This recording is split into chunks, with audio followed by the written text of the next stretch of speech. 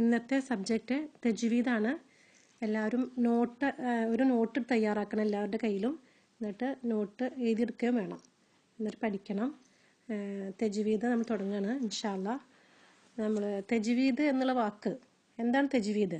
തജ്വീദ് എന്നുള്ള വാക്ക് വന്നിട്ടുള്ളത് ജൗവദ, അതായത് നന്നാക്കി എന്നുള്ള അർത്ഥം, ബ്യൂട്ടിഫുൾ എന്നുള്ള അർത്ഥത്തിൽ നിന്ന് ജൗവദ നന്നാക്കി. അതിന് വേറെ വാക്കാണ് ജയ്യിദ് എന്നുള്ള വാക്കും പറയും, വെരി ഗുഡ് എന്നുള്ള അർത്ഥത്തിൽ. ജൗവദ യുജവ്വിദു തജ്വീദ്, അങ്ങനെയാണ് ഈ വാക്ക് വന്നിട്ടുള്ളത്. മുജവ്വിദുൽ ഖുർആൻ എന്ന് പറഞ്ഞാൽ തജ്വീദ് പഠിപ്പിക്കുന്നയാൾ എന്നർത്ഥം. തജ്വീദ് പഠിപ്പിക്കുന്നവൻ മുജവ്വിദുൽ ഖുർആൻ. അതുപോലെ മുഹ്ഫിദുൽ ഖുർആൻ എന്ന് പറഞ്ഞു കഴിഞ്ഞാൽ ഹിഫ്ള് പഠിപ്പിക്കുന്നവൻ. അതുപോലെ തന്നെയാണ് മുജവ്വിദുൽ ഖുർആൻ, തജ്വീദ് പഠിപ്പിക്കുന്നവൻ. അപ്പോൾ നമ്മൾ ഈ തജ്വീദ് പഠിപ്പിക്കുക എന്ന് പറഞ്ഞു കഴിഞ്ഞാൽ ഓരോ ഹർഫ് എന്ന് പറഞ്ഞാൽ ഓരോ ലെറ്റർ എന്നർത്ഥം. ഹർഫ് എന്ന് പറഞ്ഞാൽ ലെറ്റർ, അതിൻ്റെ ഹക്ക് കൊടുക്കണം നമ്മൾ, അതിൻ്റെ ഒരു റൈറ്റ് നമ്മൾ കൊടുക്കണം. ഓരോ ഹർഫും അതിൻ്റെ പ്രോപ്പറായിട്ടുള്ള, അതിന് ശരിക്കുള്ള ഒരു ഉത്ഭവസ്ഥാനുണ്ട്, മഖ്റജ് എന്ന് പറയും. ആ മഖ്റജിൽ നിന്ന് അത് ഉത്ഭവിച്ച് വരികയും വേണം.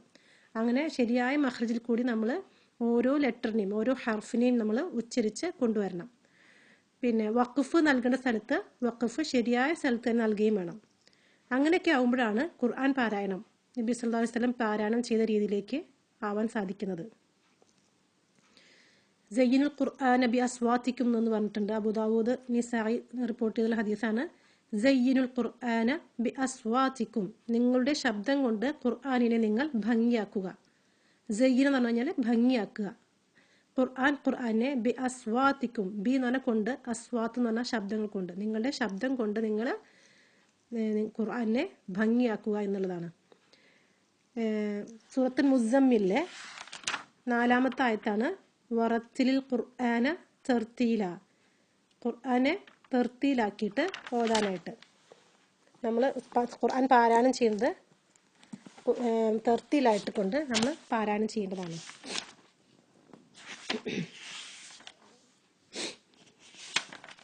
അതായത് അവധാനതയോടും അക്ഷരസ്ഫുടതയോടും കൂടി ഖുർആൻ ഓതുക എന്നർത്ഥം. അപ്പോൾ ഖുർആനിലെ ആശയം ഗ്രഹിക്കാനും അത് ഭംഗിയായി പാരായണം ചെയ്യാൻ നിർബന്ധമാണ്. പരിശുദ്ധ ഖുർആൻ ആകർഷകമായും ശബ്ദശുദ്ധിയോടും കൂടി അക്ഷരസ്ഫുടതയോടും കൂടി പാരായണം ചെയ്തതിനാണ് തജ്വീദുൽ ഖുർആൻ എന്ന് പറയുന്നത്. നബി സല്ലല്ലാഹു അലൈഹി വസല്ലം പാരായണം ചെയ്ത സ്റ്റൈലിൽ പാരായണം ചെയ്യാനും പാരായണം ചെയ്യുന്നവർക്കും കേൾക്കുന്നവർക്കും അതിൻ്റെ സന്തോഷവും മനസ്സമാധാനവും ശമനവും തഖ്വയും ലഭിക്കാൻ വേണ്ടിയിട്ടാണ് നമ്മൾ തജ്വീദ് അതേ രീതിയിൽ തന്നെ തജ്വീദോട് കൂടിയിട്ട് ഖുർആൻ പാരായണം ചെയ്യുന്നത്. ഖുർആൻ എന്ന് പറയുന്നത് തന്നെ അള്ളാഹുവിൻ്റെ കലാമാണ്, അള്ളാഹുവിൻ്റെ സംസാരം. നമ്മൾക്ക് അള്ളാഹു സംസാരിക്കുന്ന സംസാരമാണ് നമ്മളുടെ ഖുർആൻ എന്ന് പറയുന്നത്. ഖുർആൻ ആ ഒരു ഗൗരവത്തോടെ തന്നെ, ആ ഭക്തിയോടെ നല്ല കറക്റ്റായിട്ട് ആ പദവിന്യാസത്തിലൂടെ വേണം പാരായണം ചെയ്താൽ ഖുർആൻ്റെ ആശയവും അർത്ഥവും അതിൻ്റെ രുചിയും നമുക്ക് അനുഭവിക്കാൻ സാധിക്കുകയുള്ളൂ.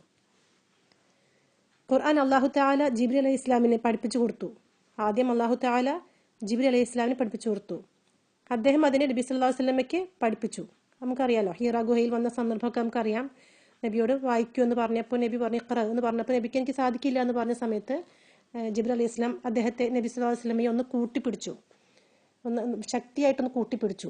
എന്നിട്ട് പറഞ്ഞു വായിക്കൂ, ഇഖ്റാവു. അപ്പോൾ നബി പറഞ്ഞു എനിക്ക് സാധിക്കില്ല, എനിക്ക് കഴിയില്ല, എന്നെക്കൊണ്ട് സാധിക്കില്ല. വീണ്ടും ജിബ്രീൽ അലൈഹി ഇസ്ലാം വീണ്ടും ഒന്നുകൂടെ മുറുക്കി പിടിച്ചു. ആലിംഗനം ചെയ്യുന്ന എന്താ പറയുക, ഒരു നല്ലൊരു ആലിംഗനം ഒന്നും കൂടെ അമർത്തി പിടിച്ച് കെട്ടിപ്പിടിച്ചു.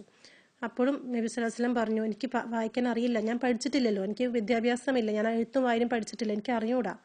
അപ്പോഴും ജിബ്രീൽ അലൈഹി ഇസ്ലാം ഒന്നും കൂടെ അമർത്തി പിടിച്ചിട്ട് പറഞ്ഞു ഇഖ്റ, വായിക്കൂ. ഇതിൽ നിന്ന് മനസ്സിലാക്കാൻ സാധിക്കുന്നത് നമ്മൾ ഖുർആൻ പഠിക്കുമ്പോൾ അത്ര എളുപ്പമൊന്നുമല്ല, കുറച്ച് മെനക്കെടണം. നബി സല്ലല്ലാഹു അലൈഹി വസല്ലം പോലും കുറച്ച് വേദന സഹിച്ചിട്ടുണ്ട്. ജിബ്രീൽ അലൈഹി ഇസ്ലാമിൻ്റെ ആലിംഗനം കൊണ്ട് ചെറുതായിട്ട് വേദന സഹിച്ചിട്ടുണ്ടെങ്കിൽ നമ്മളും അതിനേക്കാൾ ഏറെ വേദന സഹിച്ചുകൊണ്ട് നല്ല ബുദ്ധിമുട്ടിക്കൊണ്ട് അതിനുവേണ്ടി സമയം ചെലവഴിച്ചുകൊണ്ട് നമ്മൾ ഖുർആൻ പഠനം സാധ്യമാക്കും നമുക്ക്. അതുപോലെ ഖുർആൻ അല്ലാഹു തആല ജിബ്രീൽ അലൈഹി ഇസ്ലാമിനെ പഠിപ്പിച്ചു കൊടുത്തു. അദ്ദേഹം അതിനെ നബി സല്ലല്ലാഹു അലൈഹി വസല്ലമയ്ക്ക് പഠിപ്പിച്ച അതേ രീതിയിൽ തന്നെ പഠിപ്പിക്കുകയും ചെയ്തു. നമ്മുടെ നബി സല്ലല്ലാഹു അലൈഹി വസല്ലം ഈ ഖുർആനെ തനിക്ക് പഠിപ്പിച്ച അതേ രീതിയിൽ തന്നെ തൻ്റെ സ്വഹാബാക്കൾക്ക് പഠിപ്പിച്ചു കൊടുത്തു.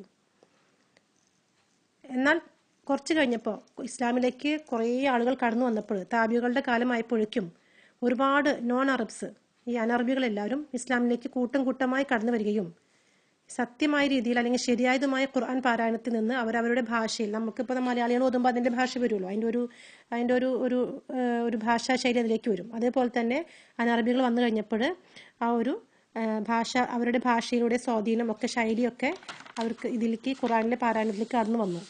അപ്പോൾ അതിനെ സഹാബാക്കൾ വളരെയധികം ഭയപ്പെട്ടു. പിന്നെ ഇങ്ങനെയുള്ള പ്രശ്നം തരണം ചെയ്യാനായിട്ടാണ് നമ്മുടെ സ്കോളേഴ്സൊക്കെ ഇൽമുൽ തജ്വീദ് ഖുർആൻ പാരായണ ശാസ്ത്രം നടപ്പിലാക്കിയിട്ടുള്ളത്. ഖുർആൻ നമുക്ക് 3 തരത്തിൽ പാരായണം ചെയ്യാം. ഒന്ന് തഹ്ഖീഖാക്കിയിട്ട്, അതായത് ഓരോ ഹർഫിനും അതിൻ്റെ പ്രോപ്പർ ഹക്ക് നൽകിയിട്ട്, തഹ്ഖീഖാക്ക് എന്ന് പറഞ്ഞാൽ പ്രോപ്പർ ഹക്ക് നൽകിക്കൊണ്ട് നമുക്ക് ഖുർആൻ പാരായണം ചെയ്യാം. അതായത് മദ്ദുകളെല്ലാം മാക്സിമം കൗണ്ടിൽ സ്ട്രെച്ച് ചെയ്യണം, നല്ല നീട്ടി 6 ഹർക്കത്ത് വരെ നീട്ടേണ്ട മദ്ദിന് നമ്മൾ 6 ഹർക്കത്ത് വരെ നീട്ടി അങ്ങനെ മാക്സിമം സ്ലോ ആക്കിയിട്ട് പാരായണം ചെയ്യാം. ഈ ഖുർആൻ പാരായണം സാധാരണ ആരംഭിക്കുന്ന ആൾക്കാർ, ഖുർആൻ പഠിപ്പിച്ച് കൊടുക്കില്ലേ, അങ്ങനെ ആദ്യമായി പഠിപ്പിച്ച് കൊടുക്കുന്ന ആൾക്കാരൊക്കെയാണ് ഈ ഒരു മെത്തേഡ് ഫോളോ ചെയ്തിട്ടുള്ളത്. പിന്നുള്ളത് രണ്ടാമത്തെ മെത്തേഡ് എന്ന് പറഞ്ഞാൽ തെർത്തീലാണ്. തെർത്തീൽ എന്ന് പറഞ്ഞാൽ ഒരു മീഡിയം പേസ് ഓഫ് റീഡിങ്. ഈ ശൈലിയാണ് നബി സല്ലല്ലാഹു അലൈഹി വസല്ലം അഡോപ്റ്റ് ചെയ്തിട്ടുള്ളത്. തെർത്തീൽ എന്ന് പറഞ്ഞാൽ വളരെ ശാന്തമായിട്ട് അളന്ന് വെച്ച ടോണിൽ ആശയം കേൾക്കുന്ന നമുക്ക്, പാരായണം ചെയ്യുന്ന നമ്മൾക്കും കേൾക്കുന്ന മറ്റുള്ളവർക്കും ആശയം മനസ്സിലാകുന്ന തരത്തിൽ അങ്ങനെ പാരായണം ചെയ്യുന്നതിന് പറയാം. ഇങ്ങനെയുള്ള പാരായണം കേൾക്കുമ്പോൾ നമ്മുടെ നാവും മനസ്സും ചിന്തയും എല്ലാം മുഴുവനും ഖുർആനിലേക്ക് ലയിച്ചിരിക്കും. അതാണ് തെർത്തീലായിട്ട് പാരായണം ചെയ്യുക. മൂന്നാമത്താണ് ഹദർ എന്ന് വെച്ചാൽ ഭയങ്കര ഫാസ്റ്റായിട്ട് ഖുർആൻ പാരായണം ചെയ്യുക. പക്ഷേ എല്ലാ നിയമങ്ങളും പാലിക്കപ്പെടണം. ഇപ്പം മദ്ദുകളൊക്കെ ചില മദ്ദുകൾ മുൻഫസിൽ മദ്ദൊക്കെ 2, 4, 5 ഹർക്കത്തിൽ നീട്ടണ മദ്ദുകളൊക്കെ 2 ഹർക്കത്തിൽ ഏറ്റവും മിനിമം ഹർക്കത്തിൽ വെച്ച് നീട്ടിയിട്ട് പാരായണം ചെയ്യുക. ഉദാഹരണം ഇത് സാധാരണ അപ്ലൈ ചെയ്യാറെപ്പെടുന്ന വെച്ചിട്ടുണ്ടെങ്കിൽ തറാവീഹ് നമസ്കാരമൊക്കെ ഒരു മാസത്തിൻ്റെ ഉള്ളിൽ ഒരു ഖുർആൻ ഫുള്ള് നമുക്ക് തീർക്കണമെന്ന് ഉദ്ദേശിക്കുന്ന ഇമാമുമാരൊക്കെ കുറച്ച് ഇതുപോലെ ഹദർ രീതിയിലാണ് പാരായണം ചെയ്യാറുള്ളത്. ഇന്ന് പഠിക്കുന്ന പാഠം നമുക്ക് ഹുറൂഫുൽ ഹിജായിയ, നമ്മൾ ഖുർആനിലെ അക്ഷരമാല, ഹുറൂഫുൽ ഹിജായിയ എന്ന് പറയും. ഖുർആൻ്റെ അക്ഷരമാല 28 അക്ഷരങ്ങളാണുള്ളത്. അറബിക് അക്ഷരമാലയിലെ 28 അക്ഷരമാലയാണ് ഉള്ളത്. ഹുറൂഫുൽ ഹിജായിയ പറയാം. അലിഫ്, ബ, ത, ഫ, ജീം, ഹ, ഖ, ദാൽ, ദാൽ, റാ, സായ്, സീൻ, ഷീൻ, സ്വാദ്, ضاد, طاء, ظاء, عين, غين, فاء, قاف, كاف, لام, ميم, നൂൻ, ഹ, വ, യ. ഇതാണ് 28 അക്ഷരമാലകൾ. ഈ അക്ഷരമാലകൾ ആദ്യ അക്ഷരം നമുക്ക് സാധാരണ നമ്മൾ പറയാം അലിഫ് എന്ന് പറയാം. പക്ഷെ അലിഫ് എന്നുള്ളത് ശരിക്കും അതൊരു മദ്ദക്ഷരമാണ്.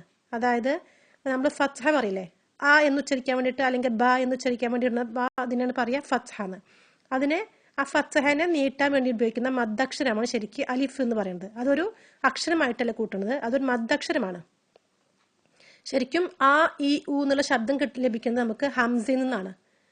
ഹംസ എന്നുള്ള വാക്കിൽ നിന്നാണ്, ഹംസ എന്നുള്ള പദത്തിൽ നിന്നാണ് നമുക്ക് ആ ഇ ഉ എന്നുള്ള അക്ഷരം ലഭിക്കുന്നത്, ആ ഒരു സൗണ്ട് നമുക്ക് ലഭിക്കുന്നത്. ഉദാഹരണത്തിന് ഇപ്പോൾ സ അല എന്ന് എഴുതുമ്പോൾ സ ഇട്ടിട്ട് അതിൻ്റെ മേലെ മദ്ദക്ഷരം സ എന്നിട്ട് അതിൻ്റെ മേലെ ഒരു ഹംസ ഇട്ട് ഫത്ഹ ഇടണം, സ അല. അതേസമയം നമ്മളങ്ങനെ ഫത്ഹ ഇട്ടിട്ടില്ലെങ്കിൽ നമ്മൾ അതിന് സാല എന്ന് വായിക്കും, സാല, സ അല. അപ്പം മീമിനെ നീട്ടാൻ വേണ്ടി നമ്മൾ ഉപയോഗിക്കുന്ന അക്ഷരമാണ് ഒരു അലിഫ് ഇടുക. അപ്പം മാ എന്ന് വായിക്കും, മാ എന്നിട്ടിട്ട് മാ എന്നുള്ള മീമിന് മേലെ ഫത്ഹ ഇട്ടിട്ട് ഒരു അലിഫ് മദ് ഇട്ട് കൊടുത്താൽ അതിന് പറയാം മാ എന്നാണ്. അതാണ് ശരിക്കും അലിഫ് എന്ന് പറയുന്നത്. പ്രത്യേകം ശ്രദ്ധിക്കണം, അലിഫ് അറബി അക്ഷരമാലയിലെ ആദ്യ അക്ഷരം അലിഫാണെന്ന് പഠിച്ചിട്ടുള്ളത്. പക്ഷേ അലിഫിന് ശബ്ദമില്ല. അലിഫ് വെറും ഒരു നീട്ടാനുള്ള മദ്ദിന്റെ അക്ഷരം മാത്രമാണ്. ആ ഈ ഊന്നൊരു ശബ്ദം ലഭിക്കുന്നത് ഹംസയിൽ നിന്നാണ് കേട്ടോ. ഇത്രയും കാര്യങ്ങളാണ് ഈ ഹുറൂഫുൽ ഹിജായിയ. എല്ലാവരും 28 അക്ഷരം അതിൻ്റെതായിട്ടുള്ള ആ രീതിയിൽ തന്നെ അതിൻ്റെ ഓർഡർ അനുസരിച്ച് എല്ലാവരും നെക്സ്റ്റ് വീക്കിലേക്ക് പഠിച്ചിട്ട് വരണം. ഒക്കെ ഓരോരുത്തരോട് ചോദിക്കുന്നതായിരിക്കും ഇൻഷാ അല്ലാഹ്. ഇത്രയാണ് ഇന്നത്തെ തജ്വീദ്. അസ്സലാമു അലൈക്കും വറഹ്മത്തുള്ളാഹി വബറകാതുഹു.